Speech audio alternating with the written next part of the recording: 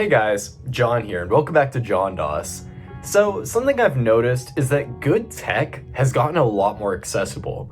Take a look at budget Android phones now. They're so much better than they ever were, and I think that kind of comes down to overall performance and stuff in some ways is kind of stagnating, you know? And today's thing of interest definitely kind of falls in that category.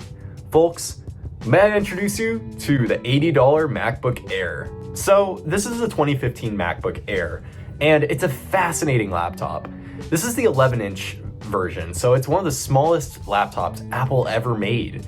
And let me tell you, this thing is so light, so thin, it's crazy how portable it is. And specs are decent too. We're looking at a 1.6 gigahertz dual-core Intel Core i5, which is not amazing, but for 80 bucks, that's an i5, guys. That's kind of good. And this one has 8 gigabytes of RAM, which is, pretty solid for a 2015 laptop, right? So overall, spec sheet's pretty solid, and mine also came with the genuine Apple MagSafe 2.0 charger, which is great to see. And using this laptop, let me tell you, a lot of it is just perfectly decent. Now, you will definitely feel the cramped 11-inch screen. It's definitely kind of low res at a 768p, and it's also just poor colors overall. The color reproduction isn't there, so you'll definitely not want to do photo or video editing on this. But on that note, it can get laggy sometimes, especially if you have a lot of windows open. But I found if I have Word, Excel, and Chrome running all at once, I don't usually have a problem. Now, something that also helps with that is that this puppy has a 128 gig SSD, so read and write speeds are way better than if there was, say, a small hard drive in here. Overall, macOS is pretty well optimized. This unfortunately won't officially go past macOS 12 Monterey.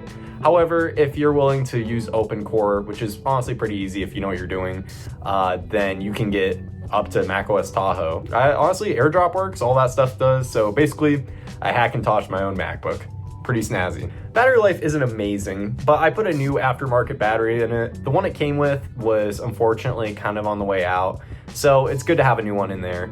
It also has new thermal paste because it desperately needed it, and if you get one of these laptops, I implore you to replace the thermal paste. You don't have to take the motherboard out of the chassis or anything. It's really easy, which is great.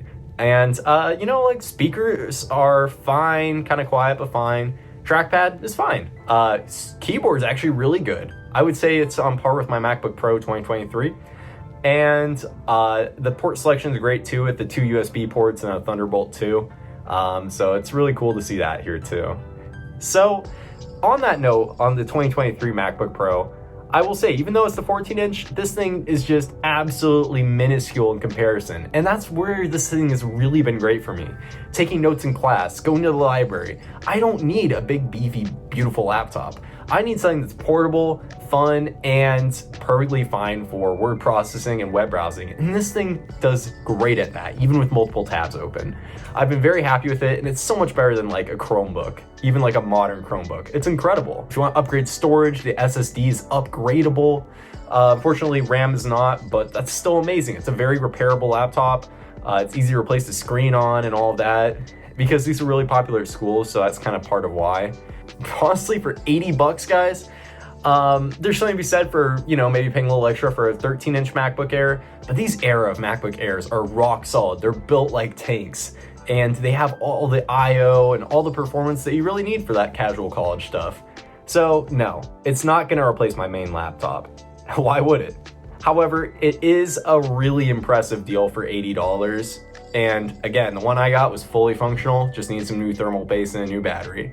So I really, really can recommend this thing wholeheartedly. And as a computer geek, I love miniaturization. So I'm charmed every time I use it. I'll be real. So anyway, I'd like to thank you all for watching. Sorry for no uploads in a while, and I'll catch you in the next one. Later.